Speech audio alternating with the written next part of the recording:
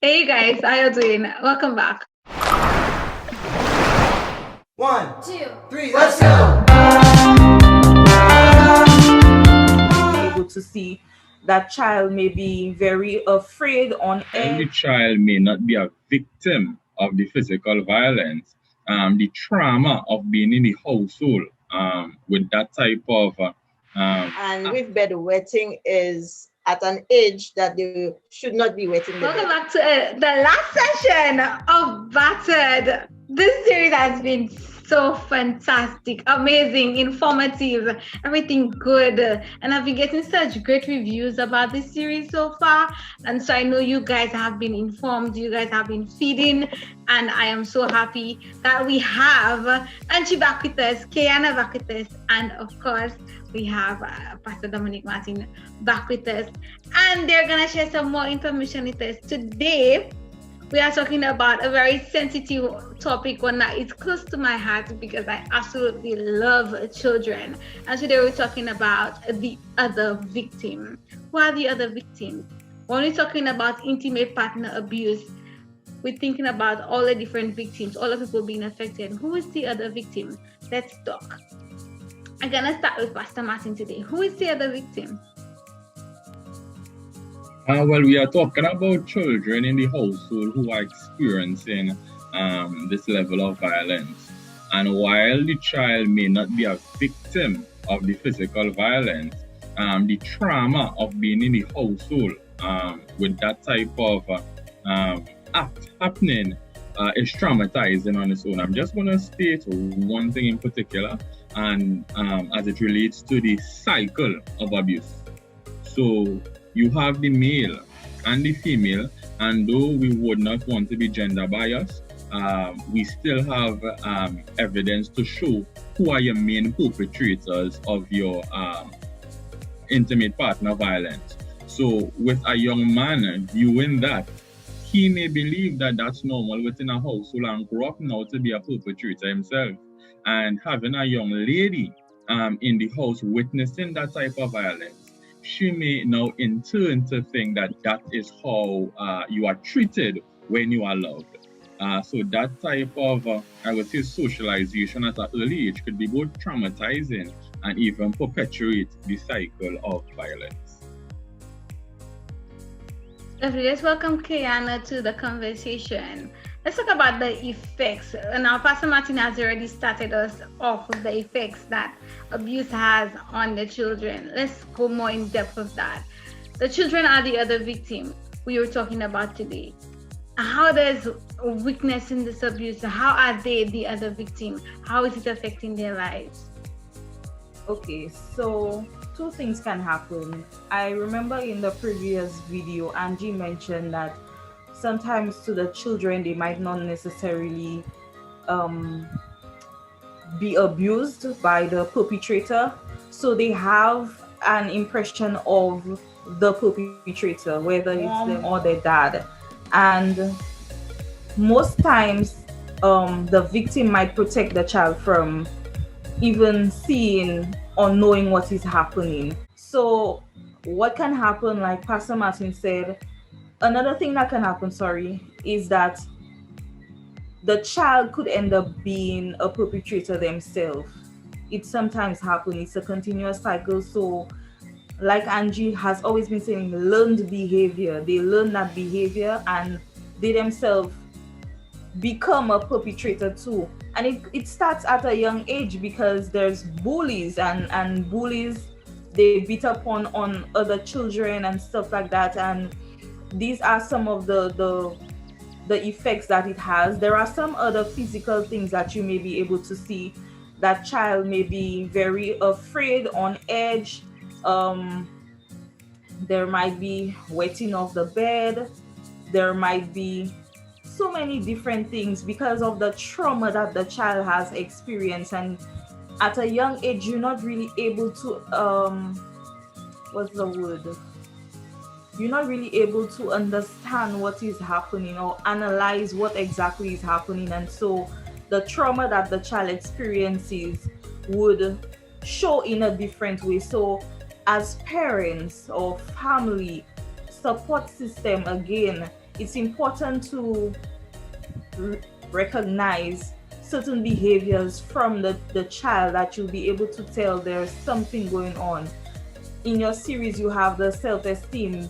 That is another way that you can tell that the child has experienced some form of DV. It could be even verbal, and sometimes what happens too is because the victim is experiencing their own share of DV, they become so frustrated and they might even shout at the children and might treat them differently, and that too can affect the child. And you welcome to the conversation. Kiana always gives us like a whole lot of information to process, and that is like Kiana is an author. Oh, she's an author. I love it. Continue this conversation. How are the children affected? Okay, I will just go on further to say, she mentioned bedwetting, and with bedwetting is at an age that they should not be wetting the bed. Okay, it's like they have already passed that stage, but yet it happens because of fear, anxiety causes this. You have also academically, they regress.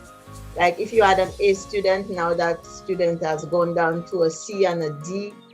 And sometimes the teachers do not understand why that happens until they call the parents in, and if they are honest enough, then they will share, and then you will understand why that is done.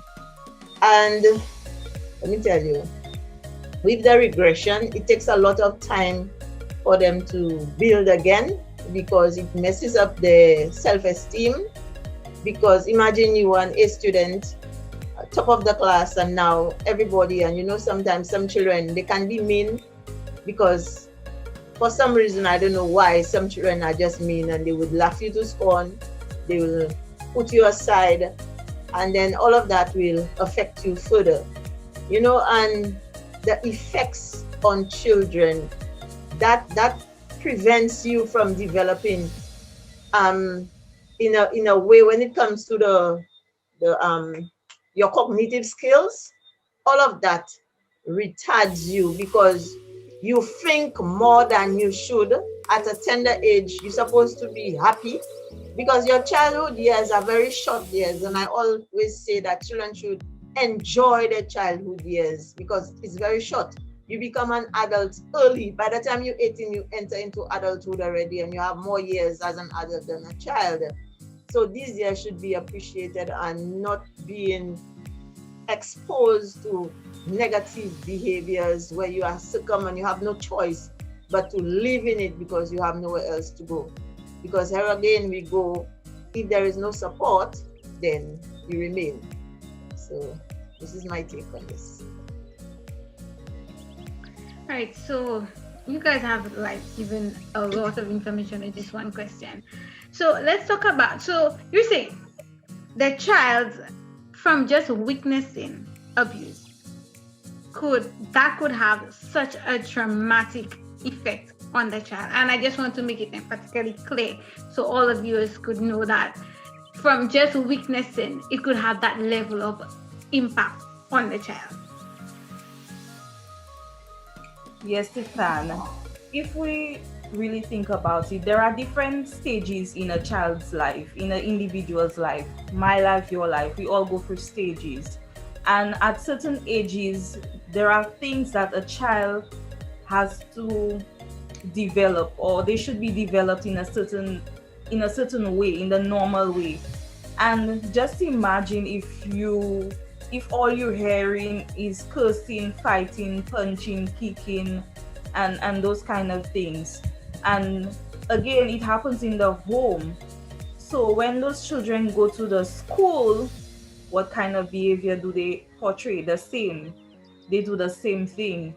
And like Angie's always saying, learn behavior. So they continue, they grow into an adult. You will tell a child you're ugly, and you might say it as a joke, and that child may live with that thing for the rest of their life. Just saying you're ugly can impact someone so much, even as an adult. So imagine something as deeper as DV, and we've shared so many different forms of DV. So just imagine if, before people used to say, sticks and stones will break my bones, but words can do me no harm. That's the biggest lie ever told.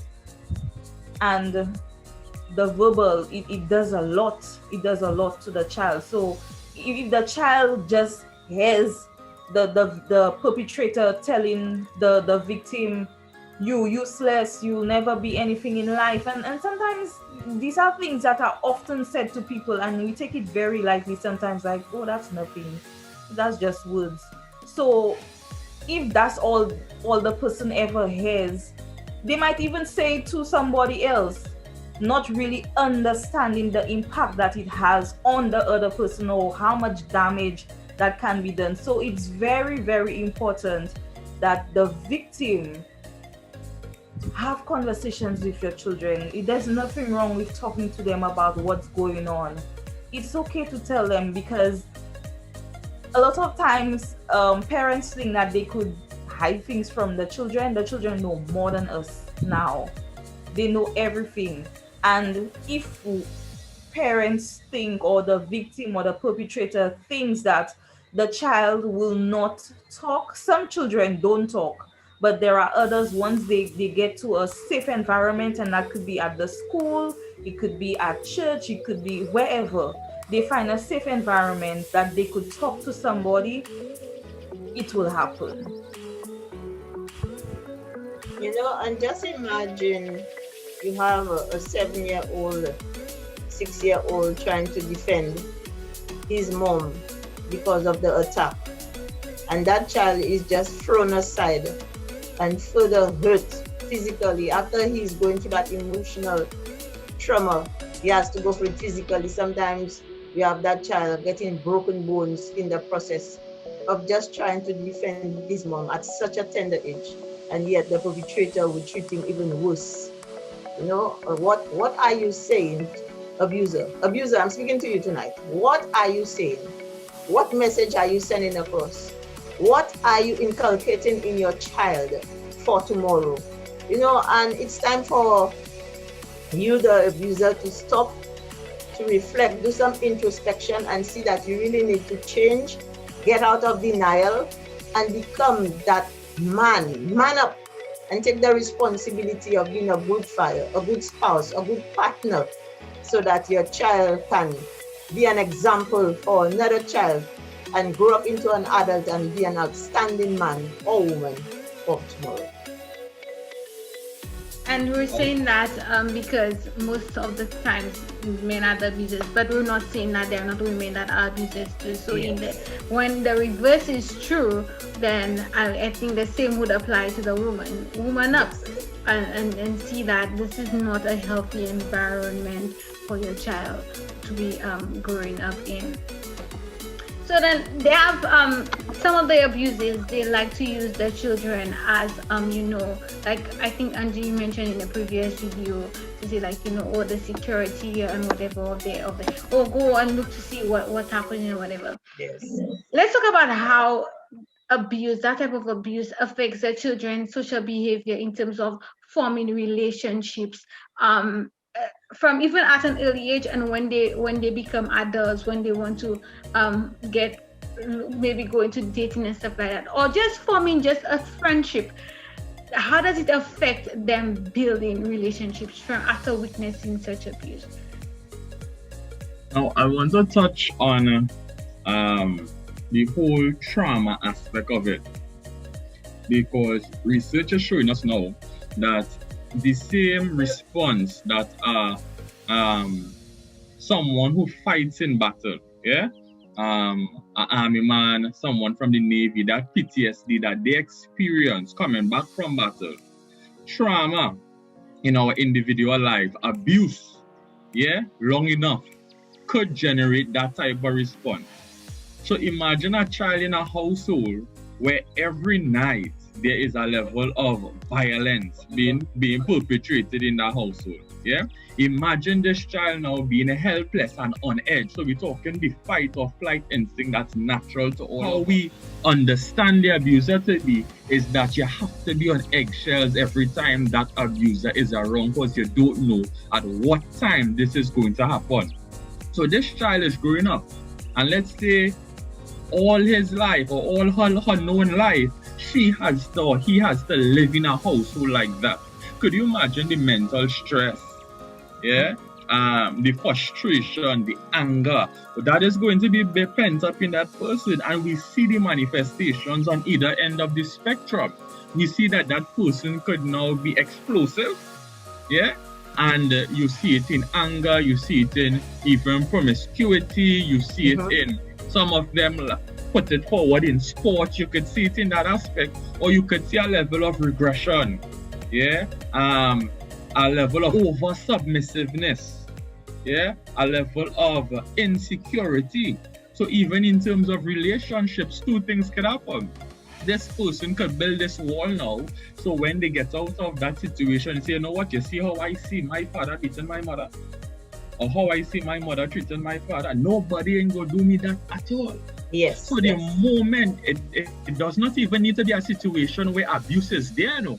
But the moment something looks like abuse, I automatically explode. So we're having a normal conversation, and this person may explode, and you don't even know that they're not really targeting you, but they're targeting the abuser that they did not get a chance to defend their parent against. And then we have the other extreme of that now, to the person who feels a level of helplessness, and that helplessness is reinforced. So I was helpless when the abuse was going on in my household. They may go to school and the level of helplessness is reinforced by a teacher or by students, they themselves being a victim of abuse. So now in relationships now, anybody could come in and out of their life, because we're talking complex trauma now. Throughout my life, I have always been in a helpless place. Therefore, I don't believe I have any power. So there's a spectrum of various challenges that the victim or children of abuse could be facing. Very well said. And you made mention of anger, and there is also displaced anger, because if you cannot attack the person that attacked you, then you will do it to somebody else. And sometimes for no reason, the person don't even understand what is this about, but it's because of the anger that you experience. And then you have transference as well.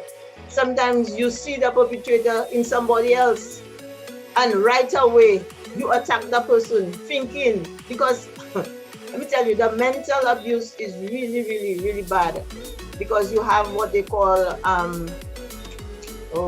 I just forgot, that manipulative stage. It really takes a lot out of the individual, really takes a lot, and it just puts you in a place where you are helpless.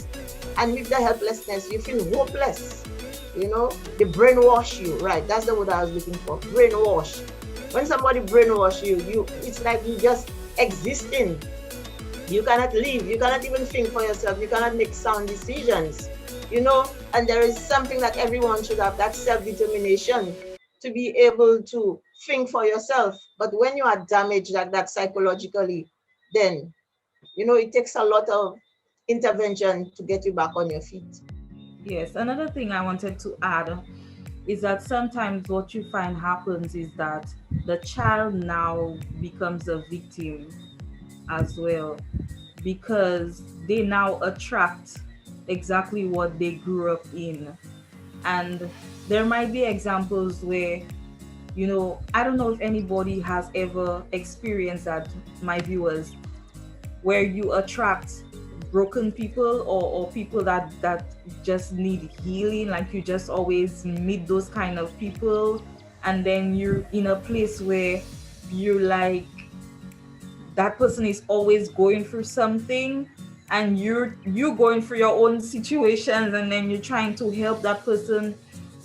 That is something that happens too. So you're trying to heal, and then you're trying to be with somebody who's broken too, and then two broken people coming together trying to make a relationship work, and then next thing you know, the two collide and the abuse continues to happen.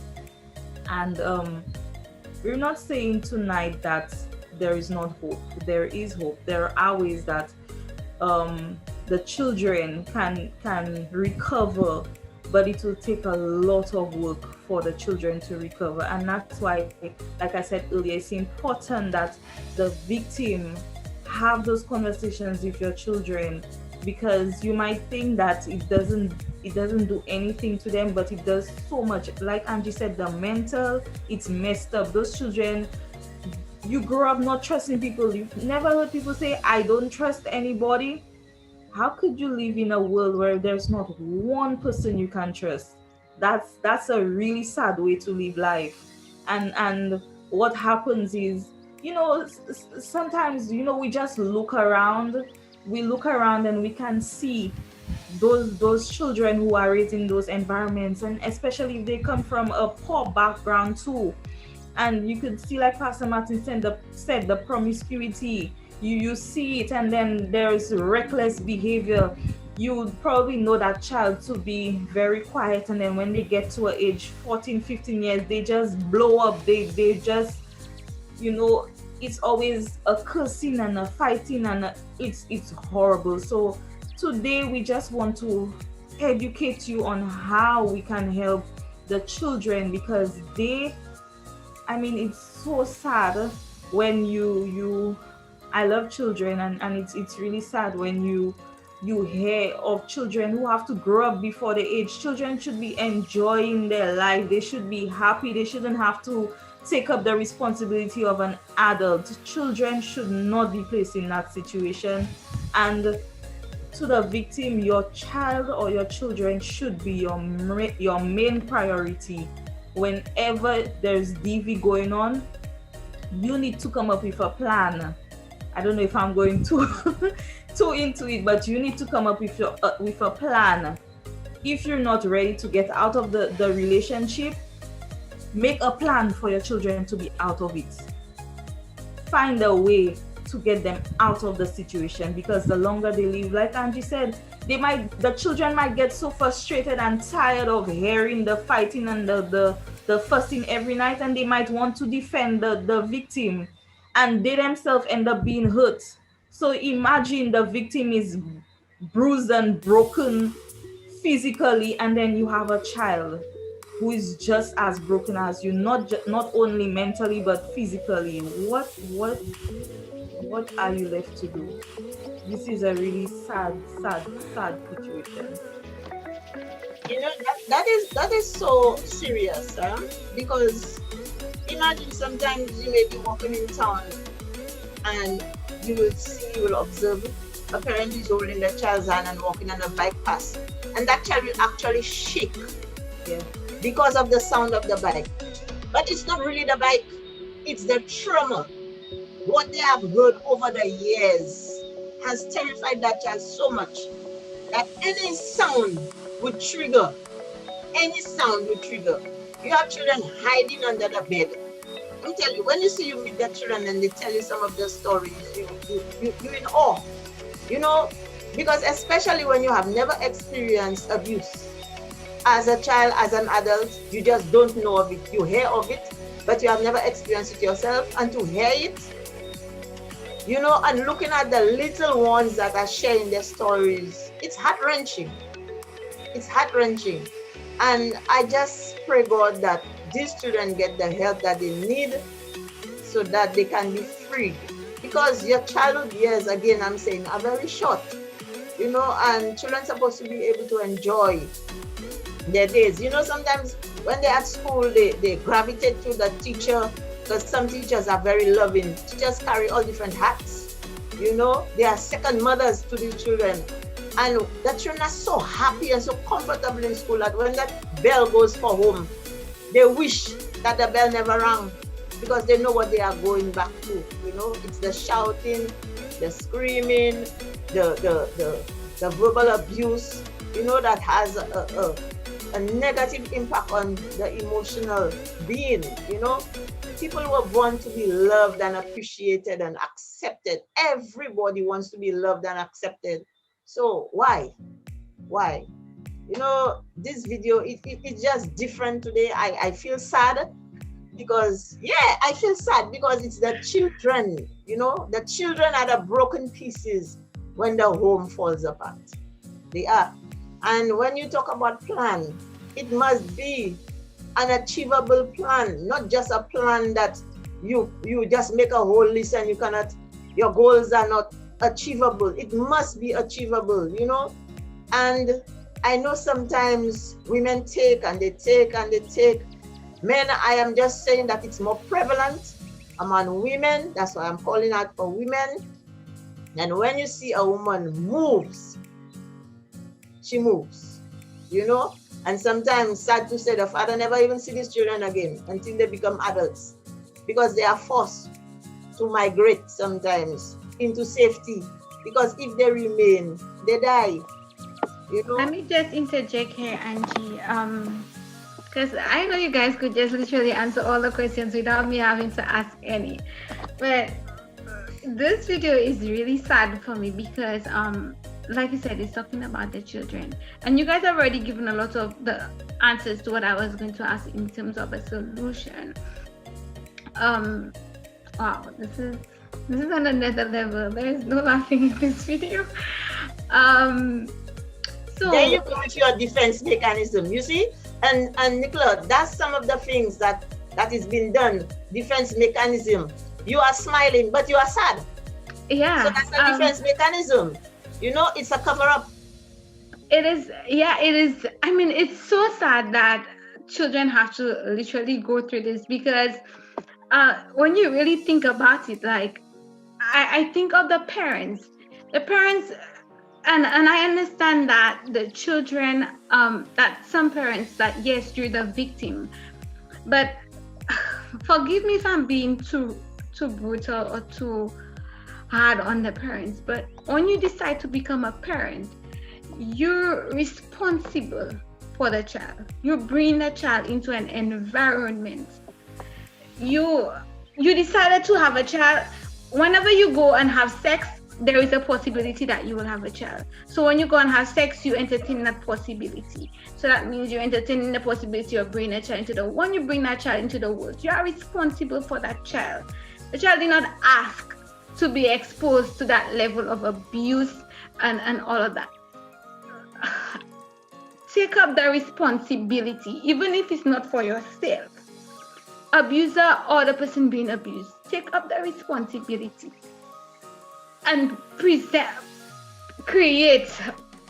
do something, a defense mechanism for that child, because a child is innocent, and when they become victims like this, and then the child has to be the one defending, that's a whole other level altogether. The child is not responsible for defending you, the parent. You did not make a security guard. You did not make a shield. And sometimes the child has to be taken, especially like if you have boys, they come in and take the punch for their mother and all kind of stuff like that. This is unacceptable. Pastor Martin, jump in. Yeah, you see, when we're dealing with family and children, especially with intervention, it's very complex, because there are parents and then there are persons that make children. Yeah.